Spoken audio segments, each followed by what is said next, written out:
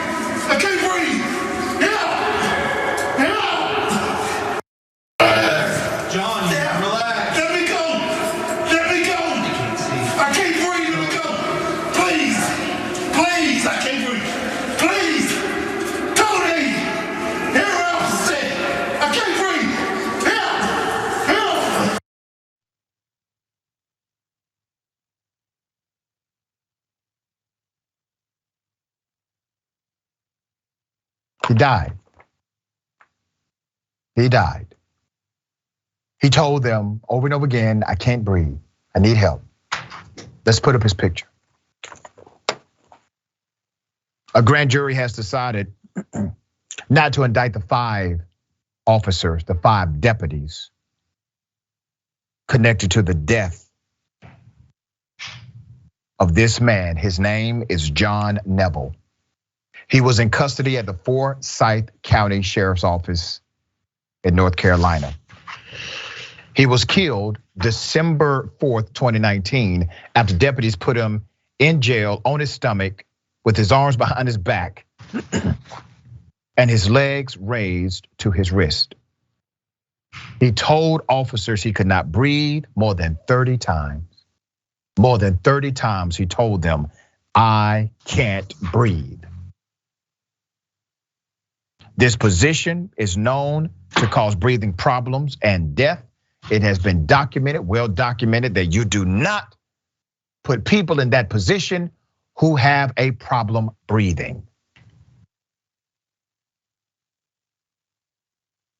He became comatose, he died 2 days later at Wake Forest Baptist Medical Center. A medical examiner's report confirmed Neville being restrained in prone position caused positional asphyxiation that led to a heart attack and brain injury.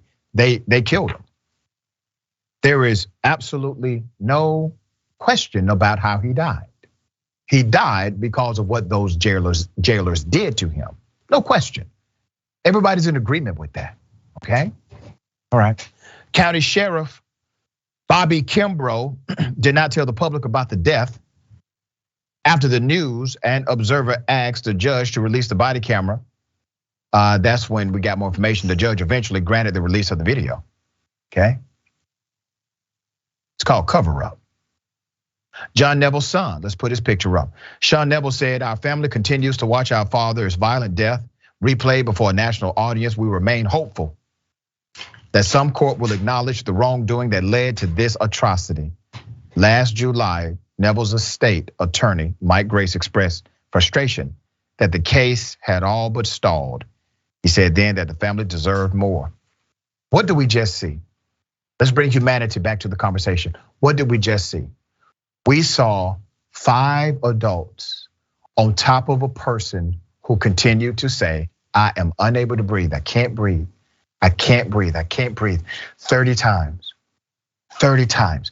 Out of those 5, not one person tapped another officer on the shoulder and said, hey guys, let's ease up a little bit. Let's put him in another position. Let's turn him over this way. Let's try to make sure air is coming into his body. You know, breathing is important. When somebody tells you they can't do it, just believe them, okay? They didn't stand him up. They didn't do anything but continue to hold him in that position because they did not value his life. And when people don't value your life, they don't value your words. Proven by the fact that the system of justice decided not to hold these deputies accountable for what they did. This is why we fight.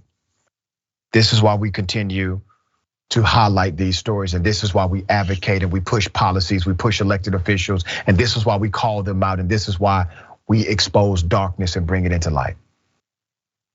Because Mr. John Neville was valuable, important. All right, Doc, thoughts on this?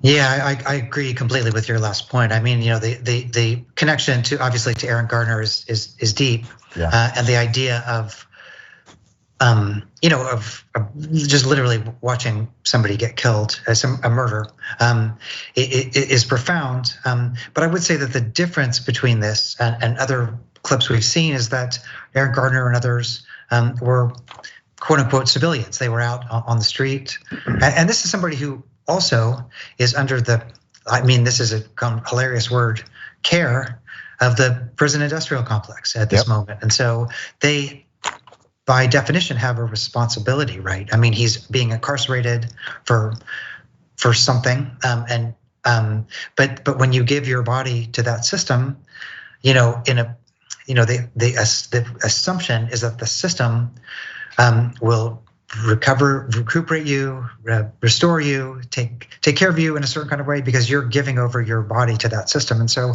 this is doubly problematic, obviously, because it's happening in a prison, right? The guy's already incarcerated, he's already jailed, and so I just think there are levels of tragedy here that are even deeper than some of the other things we've seen. Yeah, very sad. And listen, let's be 100, Doc. There are a lot of people who will not care about that man being killed by deputies because he was incarcerated.